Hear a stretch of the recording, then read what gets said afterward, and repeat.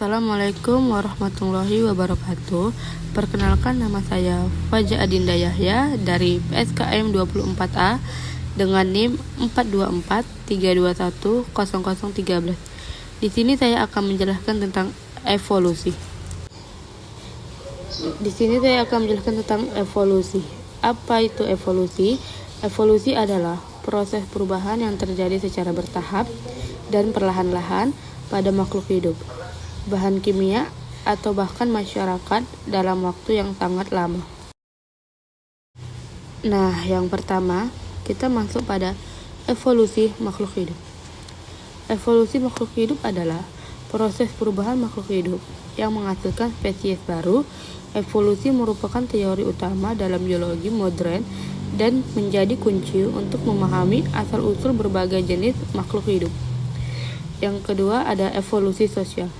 Proses perubahan sosial yang terjadi dalam masyarakat dapat disederhanakan atau dari homogen yang menjadi lebih maju dan kompleks. Selanjutnya masuk pada contoh nyata adanya evolusi. Adanya evolusi memiliki contoh dari evolusi yang terjadi pada makhluk hidup adalah ngengat biston. Ngengat biston adalah hewan yang dulunya memiliki sayap terang, tetapi kini berubah menjadi memiliki sayap gelap agar bisa berkamuflase dengan batang pohon yang gelap. Selanjutnya kita masuk pada evolusi manusia. Evolusi manusia adalah proses panjang perubahan yang terjadi ketika manusia berasal dari nenek moyang yang mirip kera. Bukti ilmiah menunjukkan bahwa sifat biologis dan perilaku yang dimiliki oleh semua manusia berasal dari nenek moyang yang mirip kera dan berevolusi selama sekitar 6 juta tahun.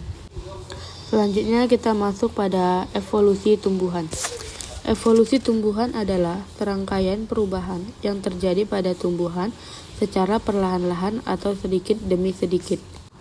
Selanjutnya kita masuk pada contoh evolusi pada tumbuhan. Yang pertama, munculnya biji dan serbuk sari yang diperkirakan terjadi sekitar 360 juta tahun yang lalu.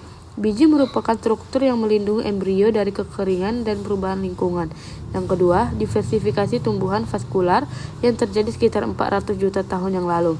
Dan yang ketiga, munculnya tumbuhan berbunga yang terjadi sekitar 130 juta tahun yang lalu. Tumbuhan berbunga memiliki struktur reproduksi yang rumit, di mana biji dilindungi oleh ovarium. Selanjutnya, beberapa contoh tumbuhan yang melakukan evolusi adalah bunga sepatu dan bunga tulip yang akan tidur di malam hari. Perilaku ini disebut juga dengan niktinasti, yaitu saat bunga tidur di malam hari. Hal ini dilakukan dengan tujuan untuk menghindarkan diri dari pemangsa saat malam hari. Selanjutnya kita masuk pada evolusi anorganik. Evolusi anorganik merupakan evolusi mengenai asal-usul makhluk hidup yang ada di muka bumi ini berdasarkan fakta dan penataran teoritis.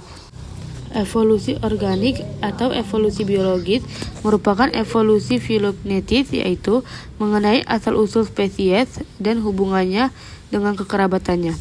Selanjutnya, contoh evolusi anorganik adalah planet, bintang, topografi dunia, susunan kimia dari bumi, elemen kimia, dan partikel atom dapat berubah secara bertahap yang dikenal sebagai evolusi anorganik. Selanjutnya, kita masuk ke evolusi organik.